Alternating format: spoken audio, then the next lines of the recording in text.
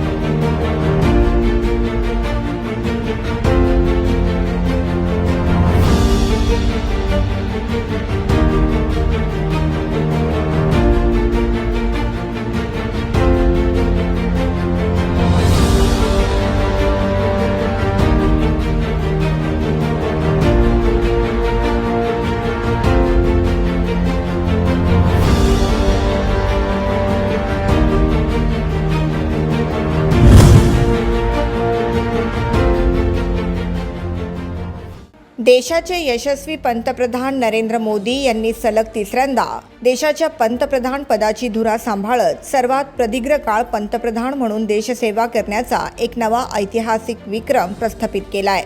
या अभूतपूर्व आणि ऐतिहासिक दिनाचे औचित्य साधत नवी मुंबईतील बोनकोडे येथील श्री विठ्ठल रुक्मिणी मंदिरात महाआरतीचे आयोजन करण्यात आले होते। राज्याचे वनमंत्री गणेश नाईक यांच्या प्रमुख उपस्थितीत बोनकोडे येथील विठ्ठल रुक्मिणी मंदिरात विशेष महाआरती आणि पूजा अर्चना करण्यात आली। पंतप्रधान नरेंद्र मोदी यांना उत्तम आरोग्य, दीर्घायुष्य लाभो आणि त्यांच्या नेतृत्वाखाली भारताचा उज्ज्वल भविष्यकाळ अधिक समृद्ध व्हावा यासाठी यावेळी साकडे घालण्यात आले।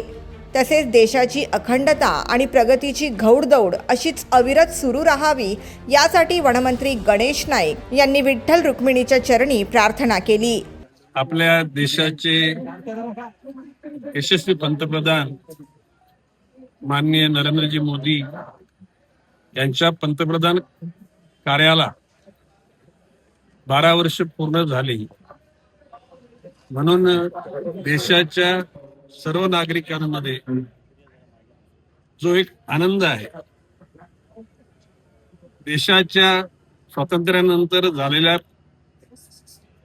पंतप्रधान मोदयांनी निश्चितपणे देशाकरता चांगली कामं केलेलीच आहेत, परंतु माननीय नरेंद्र मोदीजींना 2014 साली या देशाच्या जनतेनं पंतप्रधान बनवलं।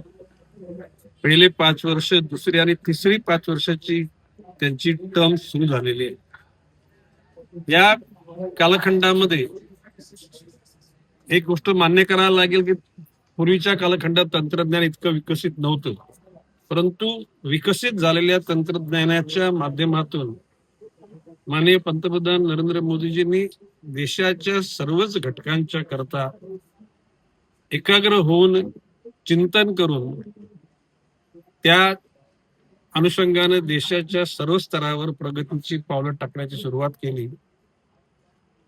आणि त्यामध्ये त्यांनी जो एक शब्द वापरला, सबका साथ सबका विश्वास, आणि त्या परिस्थितीमध्ये देश जगातील अन्य देशांना सुद्धा आदर्श राजकारणाची आणि प्रगतीची उदाहरणं देऊ शकला।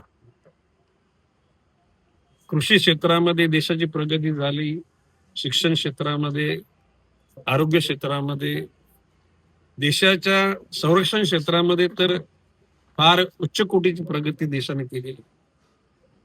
आजच्या क्षणाला आपल्या देशातलं भूदल, हवाई दल आणि नौदल हे अन्य जगातील देशाच्या तुलनेमध्ये सामर्थ्यवान झाले।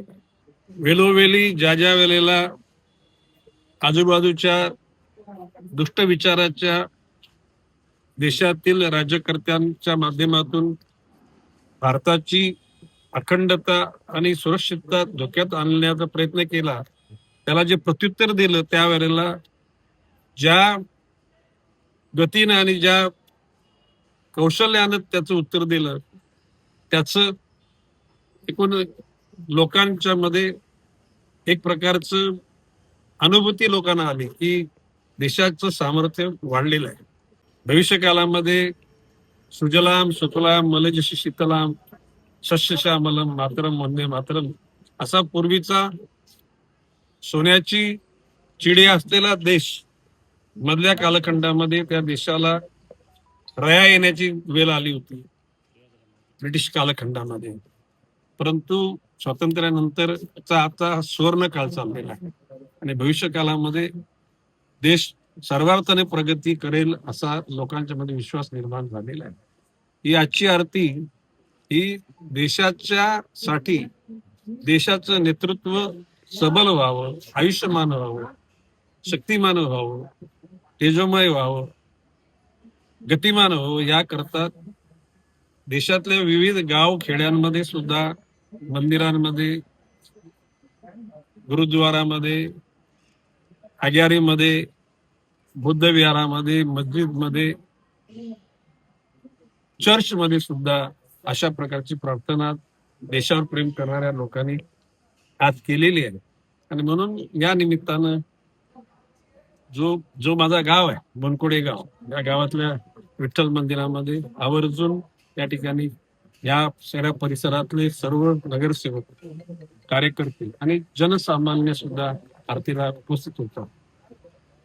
भविष्य काळात सगळ्यांसाठी उज्ज्वल जाईल अशी प्रकारची जी भूमिका माननीय मोदीजींनी घेतलेली आहे त्याचा, त्या गतीचा, त्या प्रगतीचा फायदा सर्वांना मिळेल अशी आशा आहे.